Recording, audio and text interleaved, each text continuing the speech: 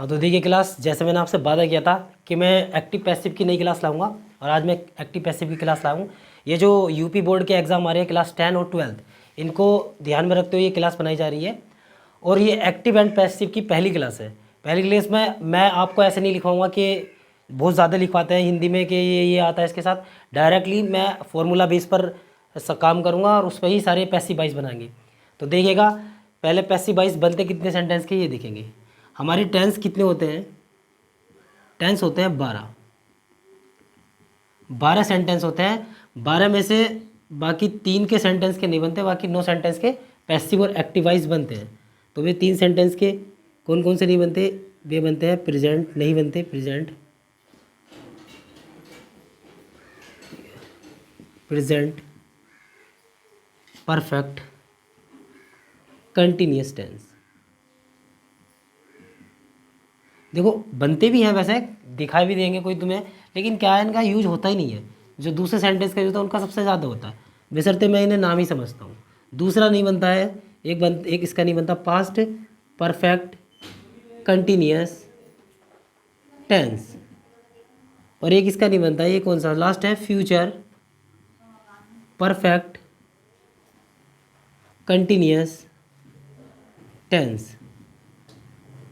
ये 3 सेंटेंस ऐसे होते हैं जिनके active and passive wise, active तो बनते पर पैसिव नहीं बनते। तो देखेंगे अब बनते किस किस के हैं, वो पढ़ेंगे हम लोग। पहला है प्रेजेंट इंडेफिनिट, प्रेजेंट इंडेफिनिट इस टेंस का पैसिव बनता है। दूसरा है प्रेजेंट कंटिन्यूअस, इस टेंस का बनता है। तीसरा है प्रेजेंट परफेक्ट, प्रेजेंट परफेक्ट इस चीज़ का बनता है। अगला है, इसके साथ साथ अब पास्ट में आते हैं। पास्ट में बनेगा पास्ट इंडेफिनिट का, पास्ट इंडेफिनिट का। दूसरा बनेगा पास्ट कंटिन्यूअस, पास्ट कंटिन्यूअस। और तीसरा जो बनेगा हमारा वो बनेगा पास्ट परफेक्ट। मैं यार वीडियो बना रहा हूँ, ओके सर। तीसरा बनता है, तीसरा है past perfect, past perfect tense इन चीज़ का बनता है। और फ्यूचर के अंदर आ जाएं तो फ्यूचर के भी देखेंगे। फ्यूचर इंडेफिनिट, और इसमें देखिए फ्यूचर कंटिन्यूअस, और लास्ट है फ्यूचर परफेक्ट। इस प्रकार से इन सेंटेंस के पैसिव वाइज हम करेंगे, और उसमें से हम पहला टाइप पढ़ेंगे प्रेजेंट इंडेफिनिट टेंस। तो देखेंगे प्रेजेंट इंडेफिनिट टेंस का नियम क्या होता है बनाने का, और इसके वाक्य बनाते के पैसिव बनाते कैसे। हम पढ़ेंगे पहला प्रेजेंट इंडेफिनिट, इंडेफिनिट टेंस। देखिए इसका जो एक्टिव का फॉर्मूला होता है, मैंने टेंस की क्लास बनाई है, उसमें देखोगे आप, मैंने फॉर्मूले भी लिखवाए हैं। तो इसमें जो एक्टिव का रोल होता है प्रेजेंट इंडेफिनिट का, subject, subject plus main verb की फर्स्ट फॉर्म। अगर एक वचन है तो एस या ई एस आएगा, और नहीं है तो नहीं आएगा। प्लस उसके बाद क्या है, ऑब्जेक्ट।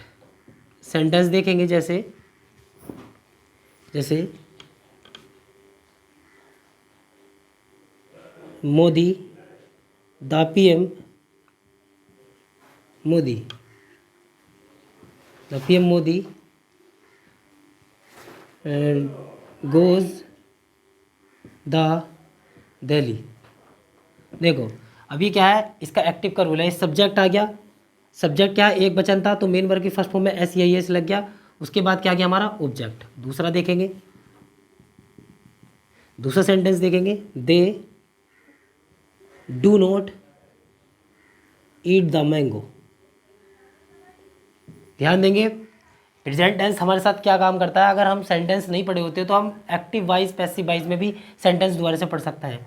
ठीक है, तो देखिएगा इसमें भी अब ये क्या है, बहुवचन है, इसके साथ क्या गया, डू नॉट, और इसके बाद क्या गया, ईट द मैंगो। अब इनके पैसिव वाइज कैसे बनेंगे, अब इस सेंटेंस का पैसिव रूल देखेंगे। इसका पैसिव रूल क्या कहता है, पैसिव रूल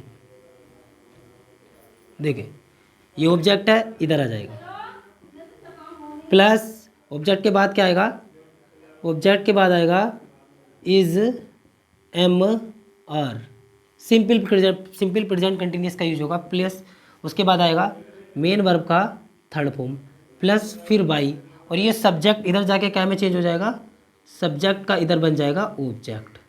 ठीक है, और ये ऑब्जेक्ट था, इधर आके क्या का रूप ले लेगा, सब्जेक्ट का। अब देखेंगे, अब एग्जाम्पल इस पर बेस कैसे करते हैं। जैसे ये है the PM Modi goes the Delhi. अब क्या काम करेंगे हम, ये जो ऑब्जेक्ट है इधर क्या बनाएंगे, सब्जेक्ट, तो सब्जेक्ट क्या आएगा, द दिल्ली। उसके बाद ये हेल्पिंग वर्ब क्या यूज होगी, दिल्ली एक है तो इसके लिए हेल्पिंग वर्ब इज का प्रयोग होगा। उसके बाद आगे चलेंगे, गोज, अब इसमें मेन वर्ब में थर्ड फॉर्म यूज होता है, हर पैसिव वॉइस में मेन वर्ब का थर्ड फॉर्म यूज होता है, तो गोज का थर्ड फॉर्म क्या होगा, गोन। उसके बाद क्या है सूत्र में, बाई।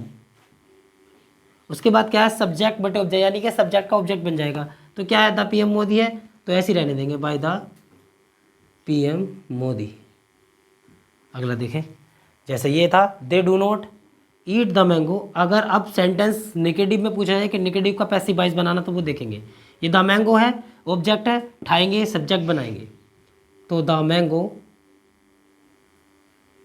उसके बाद क्या है, हेल्पिंग वर्ब, मैंगो एक है, इसके साथ क्या आएगा, इज, और मेन वर्ब की थर्ड फॉर्म से पहले देखें यहाँ नोट आया है, तो हेल्पिंग वर्ब के बाद भी तुम भी नोट लगाएंगे, नोट। उसके बाद ईट की थर्ड फॉर्म क्या है, इटन। उसके बाद सूत्र में क्या है, बाई।